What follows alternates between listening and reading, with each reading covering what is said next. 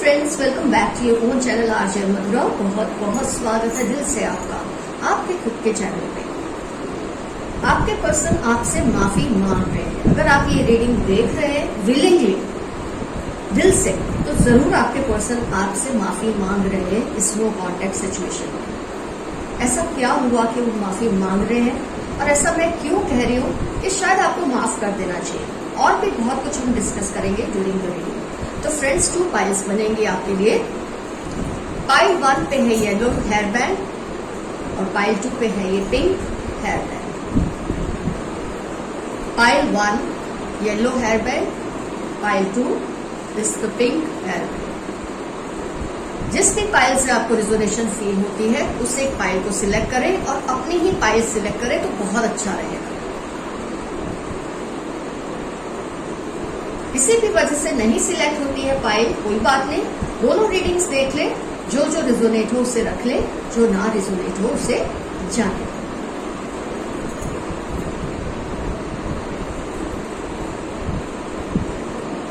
आपने अपनी pile select कर ली है तो मैं रीडिंग स्टार्ट करती हूँ। पाइल 1 येलो हेयर बैंड के साथ।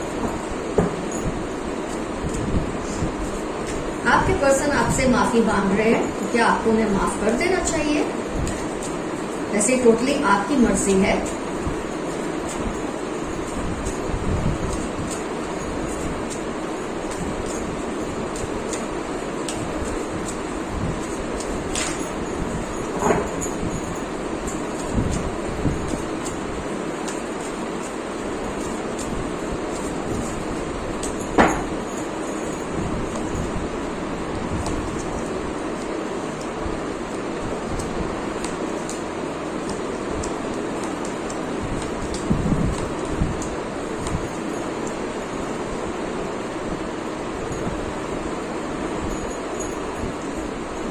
फ्रेंड्स, कार्ड्स आ गए हैं। अगर हम ज़ोडिएक्स की बात करते हैं तो आपके पर्सन अर्थ साइन,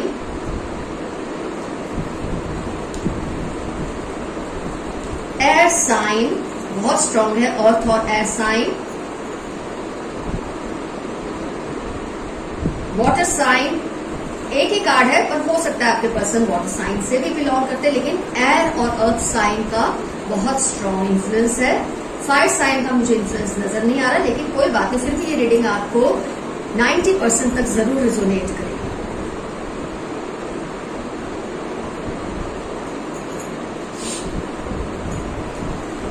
पहले तो मैं ये बता दूं कि आप दोनों का जो नो कॉन्टेक्ट सिचुएशन आई, आप दोनों के बीच में जो ये सिचुएशन आई, इसकी वजह क्या थी? तो सबसे बड़ी वजह थी कि आपके पर्सन बहुत ज्यादा इगोइस्टिक है, बहुत ही ज्यादा सेल्फ सेंटर्ड नार्सिसिस्ट थे मेरा मतलब है।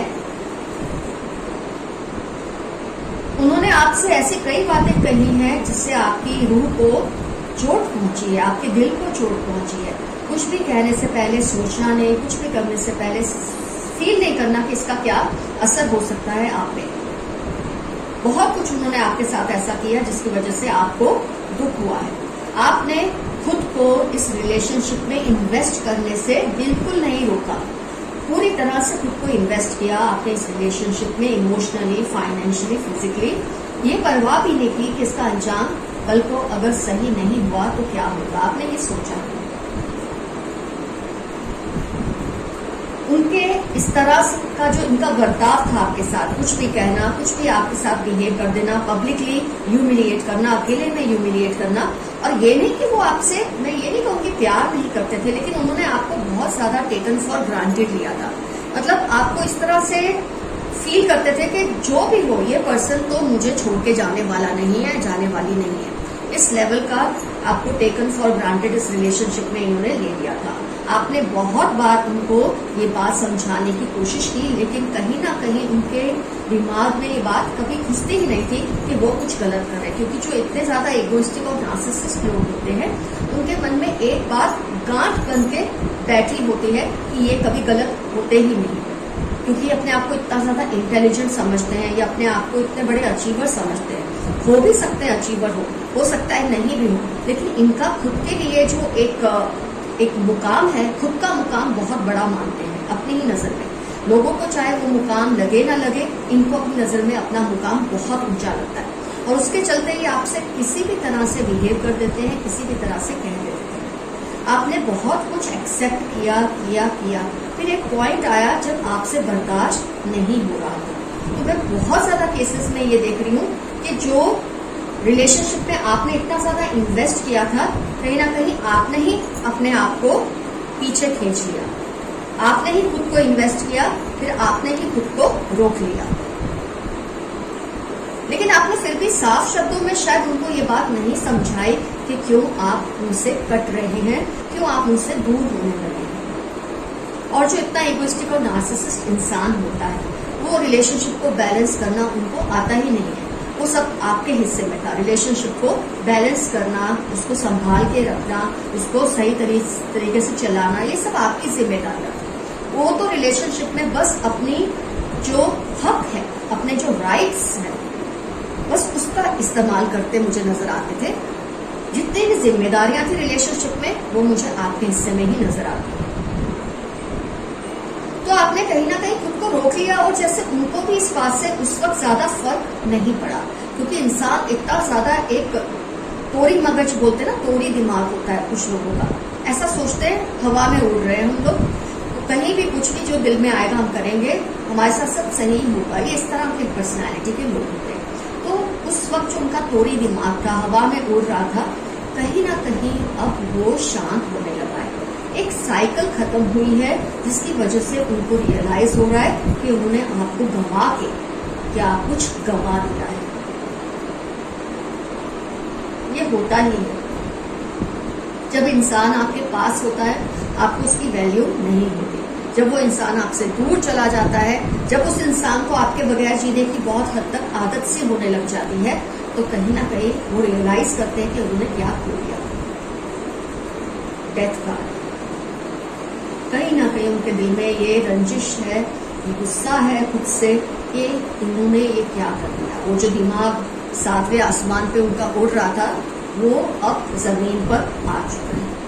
होती है लाइफ में कुछ ऐसी घटनाएं घटित होती है, इंसान की लाइफ में कुछ ऐसा होता है कि जिससे अगर आपने वो सबक उन्हें नहीं सिखाया या आप उन्हें नहीं कह पाए, कहीं ना कहीं से वो सबक उनको मिल ही जाता है कि वो जितना खुद को मानते हैं उतना कुछ नहीं है उनके अंदर। ऐसे लोग मिल जाते हैं, ऐसे सिचुएशंस आ जाती है लाइफ में, जिसकी वजह से वो नीचे आ जाते हैं, हवा में उड़ते उड़ते नीचे आ जाते हैं। तो जब इंसान नीचे आता है तो सबसे पहले याद उन्हीं को करता है कि जिसको उसने सबसे ज्यादा दुख पहुंचाया होता है। तो ये केस में उनको आपकी बहुत ज्यादा याद आ रही है, क्योंकि साइकिल का एंड हुआ है। उनको रियलाइज हो गया है कि वो खुद को जो समझ रहे थे ऐसी कोई खास बात उनमें नहीं है। खुद को जो वो नार्सिसिस्ट मानते थे उसमें अब बदलाव आ रहा है और दिल ही दिल में वो आपसे माफी मांग रहे हैं। उनको रियलाइज हो रहा है उन्होंने कितने अच्छे इंसान को खो दिया, कितने अच्छे पार्टनर को खो दिया। कई केसेस में ऐसा पॉसिबल है कि या तो आप मूव ऑन कर चुके हैं, लेकिन खैर कभी कभी आपको उनकी याद आ जाती है कम से कम कुदरत से। ये तो एक आपका सवाल रहता है कि आपको जस्टिस मिलेगी या नहीं, आपको न्याय मिलेगा या नहीं। तो न्याय तो आपको मिलेगा, बैलेंस तो सब होगा। वो जिस तरह से आज जमीन पे आके ग्राउंडेड हुए हैं, उनको बहुत कुछ याद आ रहा है जो कुछ उन्होंने आपके साथ किया। हो सकता है उनको ऐसा कोई सामने मिल गया, जैसे बोलते हैं ना हर सेब को सवा से मिल जाता है, तो ऐसी कुछ सिचुएशंस उनकी लाइफ में हुई होंगी जिसकी वजह से आज वो ये बात को रियलाइज कर रहे हैं और आपसे माफिया मांग रहे हैं। हो सकता है वो आगे मूव ऑन कर चुके हैं किसी के साथ, लेकिन खुश ना हो उस रिलेशनशिप में। जब इंसान मूव ऑन करता है तो कंपैरिजंस कॉन्स्टेंटली करता है अपने पास्ट एक्स की और करंट पार्टनर की। तो कहीं ना कहीं अपने करंट पार्टनर में उनको वो कमियां महसूस होती है। हो सकता है उनका करंट पार्टनर उनकी बातों को जितना आपने लेट गो किया, बिल्कुल लेट गो नहीं किया, ईंट का जवाब पत्थर से दिया। तो डेफिनेटली ऐसे में उनको आपका ख्याल आना बहुत लाजमी है। इनको माफ करने का मतलब क्या होता है? इनको माफ करने का मतलब ये होता है कि आप दिल से वो जो एनर्जीज है एंगर की, हेट्रेड की, बहुत नेचुरल है, आपको ये फील होता है। लेकिन जहां तक हो सके इसे लेट गो कर दें, वक्त पे सब छोड़ दें। देखो आपने वक्त पे छोड़ा होगा तो आज वो आपसे माफी मांग रहे हैं। अगर आप उन्हें माफ कर देंगे, ये आपकी चॉइस है, आपको उन्हें माफ करना है नहीं करना है। अगर आप उन्हें माफ कर देंगे तो कम से कम आपके अंदर जो ये गुस्सा पनपता रहता है, ये जो इनसिक्योरिटी या ये जो एंगर होती है, हेट्रेड होती है सामने वाले पर्सन के लिए, वो आपको भी कहीं ना कहीं कमजोर कर रही होती है अंदर ही अंदर। तो इन्हें इस बात को लेट गो कर दे, उनको उनके हाल पे छोड़ दे। मैं आपको बहुत बार समझा चुकी हूँ, माफी करने से आप बड़े जरूर हो जाते हैं, लेकिन माफी करने से, आपकी माफी देने से उनकी सजा थोड़ी बहुत कम होती है। सजा तो उनको फिर भी मिलनी है, ऑलरेडी मिल ही रही है। तो आपको माफ करना है, आप करिए। आपको माफ नहीं करना है, आप मत करिए। लेकिन अगर आप माफ नहीं करेंगे तो अंदर ही अंदर आप भी उतना ही घूमते रहेंगे। सिचुएशन पे आपने सब जैसे छोड़ दिया था, ऐसा ही छोड़ कर रखे। अपने ऊपर वाले से रिक्वेस्ट करें कि इस इंसान को सबक दे, इस इंसान को नसीहत दे, सजा मिले और उसको उससे कुछ समझ ना आए, उसका तो कोई फायदा ही नहीं है। सजा का अपने आप में कोई वैल्यू ही नहीं है अगर इंसान सजा से कुछ सीखे नहीं। ये इंसान को सबक मिल रहा है, उसे मिलने दे। अपने दिल से गुस्सा निकाल दे, अपने दिल से नफरतें निकाल दे और खुद अपनी लाइफ में आगे बढ़े। बस माफ करने का मतलब ये होता है। ये नहीं कि आपको उनसे जाकर कुछ कहना है, आपको उन्हें पैम्पर करना है, ऐसा कुछ नहीं करना। हो सकता है कई केसेस में वो आपसे माफी मांगेंगे पर्सनली, तब आपके दिल में जो आए आप करिए। बस मेरे को जो ठीक लगा मैंने आपको समझा दिया। ये माफी देने वाला है, उसका जो रुतबा है वो सबसे बड़ा है। तो फ्रेंड्स, फाइल 1 का रीडिंग हुआ कंप्लीट। अपना ख्याल रखिए, अपने दिल को आराम दीजिए, अपने दिल को, रूह को सुकून दीजिए। ऐसे लोगों के पीछे अपने आप को वेस्ट मत करिए। खैर, अब हम स्टार्ट करेंगे फाइल 2। हेलो फ्रेंड्स, अब टर्न है फाइल 2 जिन्होंने सिलेक्ट किया था पिंक हेयर बैंड। आइए देखते हैं आपके लिए रीडिंग में क्या आता है। क्यों आपके पर्सन आपसे माफिया मांग रहे हैं।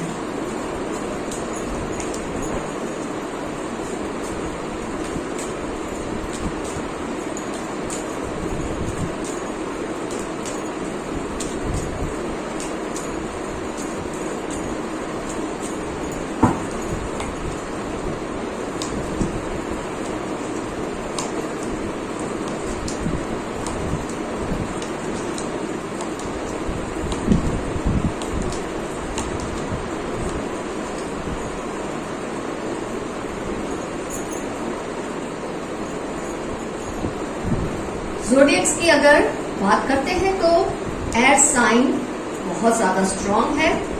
बहुत सारे कार्ड्स एयर साइन के, तो आपके पर्सन डेफिनेटली एयर साइन को बिलोंग करने के चांसेस बहुत ज्यादा है। ऑलमोस्ट 90% केसेस में एयर साइन होने के चांसेस है। उसके अलावा वाटर साइन भी अच्छी खासी है, फायर साइन भी है, अर्थ साइन भी है, लेकिन एयर साइन का इन्फ्लुएंस बहुत ज्यादा पावरफुल है। आइए देखते हैं ऐसा क्या हुआ कि आप दोनों के बीच में ऐसा हुआ, घटित हुआ कि आज उनको आपसे माफी मांगनी पड़ रही है। फ्रेंड्स, सबसे ज्यादा जो मुझे एनर्जीज फील होती है कि आपके पर्सन को बहुत ही ट्रस्ट इश्यूज थे आपके साथ। किसी की बातों में आ जाना, किसी ने आपके खिलाफ कुछ कहा, उन्होंने मान लिया, ये बहुत ज्यादा था। और थर्ड पार्टी सिचुएशन भी जबरदस्त है। थर्ड पार्टी कोई भी हो सकती है, उनके पेरेंट्स हो सकते हैं, उनके फ्रेंड या कोई ऐसा पर्सन जो उनको लाइक करता है, उनको आपके खिलाफ बहका रहा था, भड़का रहा था। कुछ ऐसी मुझे एनर्जीज फील होती है। लेकिन एक रिलेशनशिप में सबसे बड़ी चीज होती है ट्रस्ट, जो कि आपके पर्सन में नहीं थी आपको लेकर। कहीं ना कहीं मुझे इसकी वजह ये भी दिखती है कि शायद उनको ये लगता हो, ये तो हो सकता है कि लोगों ने उनके मन में ये बात डाल दी हो कि आप उनसे बहुत ज्यादा बेहतर लगते हैं, बहुत ज्यादा उनसे आगे हैं लाइफ में, आप चाहें तो उनसे ज्यादा अचीव कर सकते हैं। कुछ इस तरह की इनसिक्योरिटीज उनको थी आपको लेकर। एक तो ये चीज भी मुझे फील होती है। यहाँ काफी केसेस में मुझे ये भी फील होता है कि वो आपको ये बहुत शो करते रहते थे कि उनके पास आपके अलावा बहुत सारे ऑप्शंस हैं। जैसे कि वो ये जताना चाहते हैं आपको कि वो मरे नहीं जा रहे आपके लिए, उनके पास बहुत ऑप्शंस है। ये जो करते थे वो भी इनसिक्योरिटी की वजह से वो करते थे, क्योंकि उनको आप पर ट्रस्ट नहीं था। उनके मन में ये डर डाल दिया गया था कि आप उनसे बेहतर हैं तो शायद आप उनको कभी भी छोड़ सकते हैं। इस तरह की मुझे फीलिंग्स उनकी नजर आ रही है। हो सकता है आप पे जिम्मेदारियां हो, वैसे आपकी जो लीडरशिप क्वालिटीज है वो मुझे बहुत ज्यादा स्ट्रांग फील होती है आपके पर्सन की कंपैरिजन में। आपके पर्सन मतलब मुझे किस टाइप के लगते हैं कि कुछ लोग ऐसे होते हैं इनसिक्योर कि वो ऐसा मानते हैं कि रिलेशनशिप में कोई उनको छोड़े उससे पहले वो सामने वाले को छोड़ देते हैं। इतनी इनसिक्योरिटी उनके अंदर होती है टूवर्ड्स रिजेक्शन। आपके मन में ऐसा कोई इरादा था ही नहीं कि आप उन्हें रिजेक्ट करेंगे, आपके दिल में ऐसी बात शायद आई भी नहीं, पर वो अपनी इनसिक्योरिटीज की वजह से, लैक ऑफ ट्रस्ट की वजह से, लोगों के बहकाने से, भड़काने से कुछ इस तरह की एक्टिविटीज करते थे कि आपको धीरे धीरे आपको खुद पे ही ये होने लगा कि क्या आप इतने गलत इंसान हैं कि इंसान इतना ज्यादा लैक ऑफ ट्रस्ट रखते हैं आप पे। आपने खुद से ही सवाल पूछने शुरू कर दिए। आपको समझ नहीं आ रहा था इस रिलेशनशिप को आप कैसे हैंडल करेंगे। ये रिलेशनशिप ऐसा था कि ना आपको समझ आ रहा था इसको किस दिशा में ले जाओ, ना उसको समझ आ रहा था वो इसे किस दिशा में ले जाए।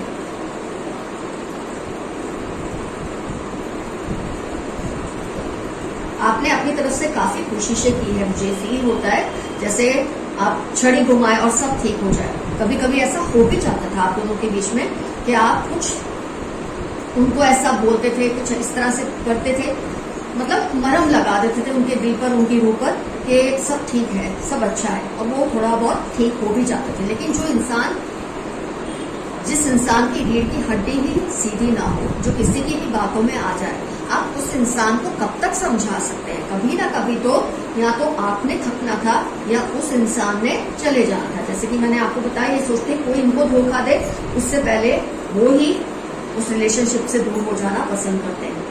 इस डर में कि कोई उनको रिजेक्ट करे, फिर वो उसको कैसे हैंडल करेंगे, उस टेंशन से वो खुद ही रिजेक्ट करके चले जाते हैं। तो कुछ इस तरह से मुझे सिचुएशन आप दोनों की नजर आती है।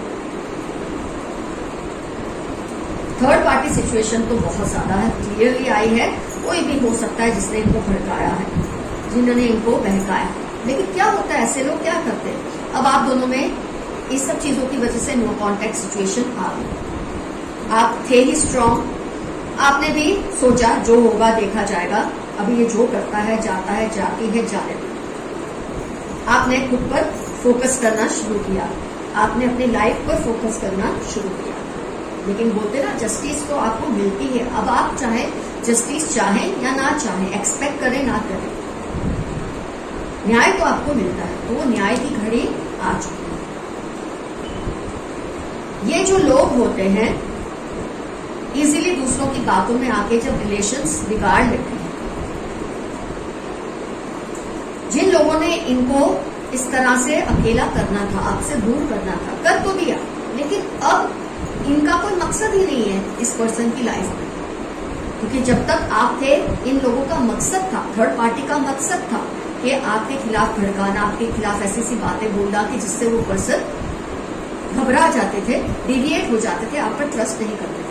तो जब आप उनसे दूर हो गए, अब इस पर्सन के पास कोई काम ही नहीं है आपके पर्सन के लिए, मतलब वो थर्ड पार्टी को इसमें इंटरेस्ट ही नहीं है। आपसे दूर करना था, कर दिया। अब इस पर्सन को रियलाइज हो रहा है इस सिचुएशन में कि ये इंसान का ओनली पर्पस था उनकी लाइफ में, थर्ड पार्टी का ओनली पर्पस था उनकी लाइफ में कि आपसे दूर कर देना उनको। क्योंकि अब वो इंसान ना इनको वक्त देते हैं, अब ना वो इंसान इनको किसी बात में गाइड करते हैं। जैसे आपके केस में मिस गाइड किया, खैर गाइड तो किया ही नहीं, मिस गाइड किया। तो अब तो इनको जब इनकी कोई सलाह की जरूरत पड़ती है, इनको इंटरेस्ट होता नहीं है उनमें, क्योंकि उनको जो करना था आपके केस को बिगाड़ के इन्होंने हासिल कर लिया। अब इनको रियलाइज होता है कि इन्होंने क्या करके ये बैठ गए हैं, इस रिलेशनशिप को, अच्छे खासे रिलेशनशिप को बिगाड़ के इन्होंने आपकी जितनी स्ट्रांग एक पर्सनैलिटी के इंसान को खो दिया है, जो सही मायने में उनको आगे गाइड कर सकता था या कर सकती थी। लाइफ में कुछ बनने के लिए, लाइफ में कुछ हासिल करने के लिए आप उनके हमसाए बन सकते थे, हम सफर बन सकते थे, जो कि अब वो आपको हो चुके हैं। इसलिए वो आपसे अब माफिया मांग रहे हैं। आपको अपनी लाइफ में बिजी देखकर उनको तकलीफ हो रही है, उनको रियलाइज हो रहा है कि जैसा वो समझते थे ना कि उनके पास शायद बहुत सारे ऑप्शंस हैं, ये गलत फहमी अब उनकी दूर हो रही है। क्योंकि एक आप थे जो शायद इनके चुंगल में फंस गए, अब कोई और फंसेगा नहीं, थर्ड पार्टी ने इनको उस लायक छोड़ा नहीं है, और अब जब छोड़ा नहीं किसी लायक तो थर्ड पार्टी भी इनसे दूर हो गई है या उनमें इंटरेस्ट नहीं लेती है, तब इस रिलेशनशिप की वैल्यूज इंसान को समझ आ रही है और वो आपसे माफी तलाफी कर रही है। उनको माफ करना नहीं करना ये टोटली आपके हाथ में है। फिर से मैं दोहराऊंगी, माफ करने वाला रुतबे में हमेशा बड़ा होता है।